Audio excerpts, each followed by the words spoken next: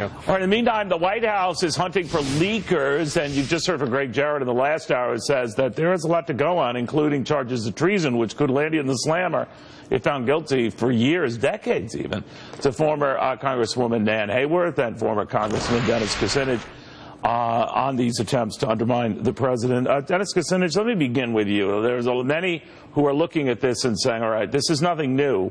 What is new, and maybe you've studied this better than I, is how many times it happens and the frequency and the number. How do we get to the bottom of that? Well, first of all, we need to get to the bottom of it. What we have here, and this is with apologies to Lincoln at Gettysburg, is government of the leakers, by the leakers, and for the leakers. It's all a secret agenda that's being driven to destabilize a presidency, perhaps to even knock out a president. But this is bad for the country.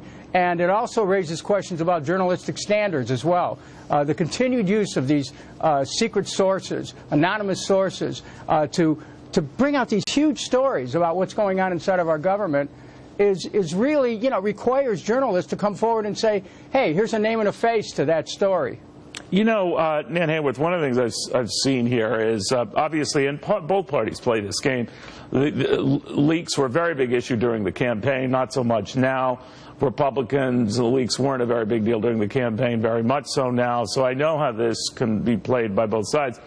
But we do have a serious problem here if you have the appearance of a sort of a rogue intelligence system that is almost like a shadow government doing stuff. How do you police that, punish that? Right. Well, Neil, I think, they have an irresistible zeal, because I think these folks in the media, and also so many holdovers, unfortunately, from the previous administration, feel somehow, I think, they are reliving like 1931, 1932 in Germany. They see the president as that kind of existential threat. They are not going to stop.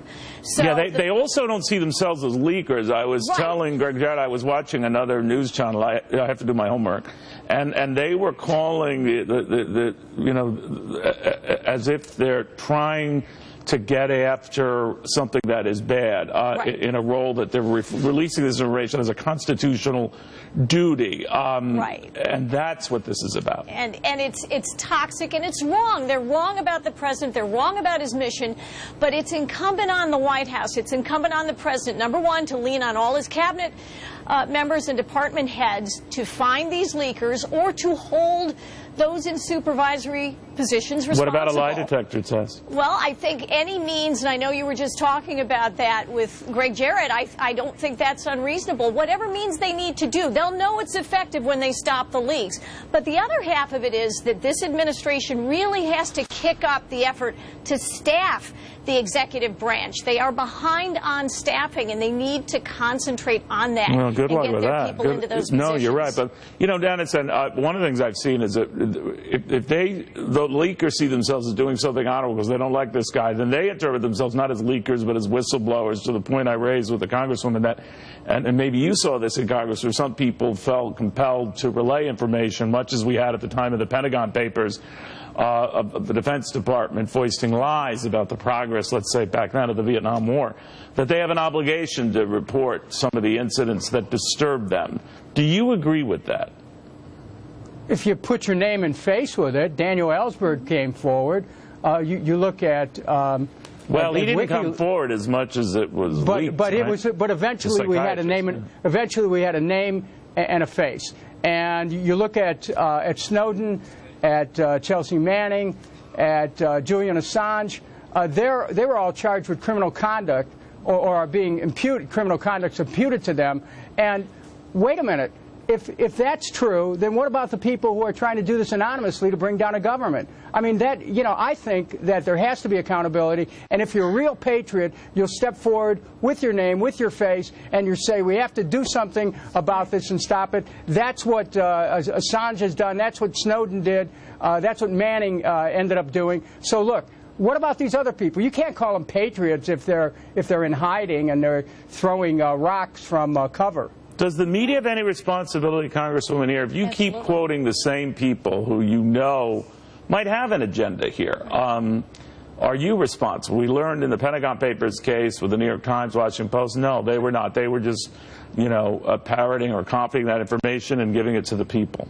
Well, look, when the media participate in expanding on and promoting these stories, they are participating in acts of sabotage against our national interests, because these leakers are doing, as you so aptly discussed with Greg Jarrett, these leakers are doing things that are against our national interests, that are crimes.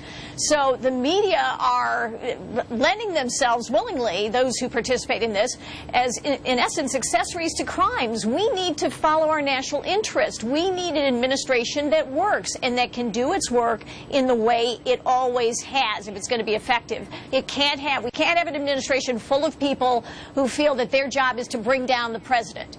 That is an act of sabotage, and it's not acceptable, and the media should not promote it. Congressman, you wanted to say something? Yeah, Nan makes a good point, and think about this. Well, we all support the First Amendment. Here we are.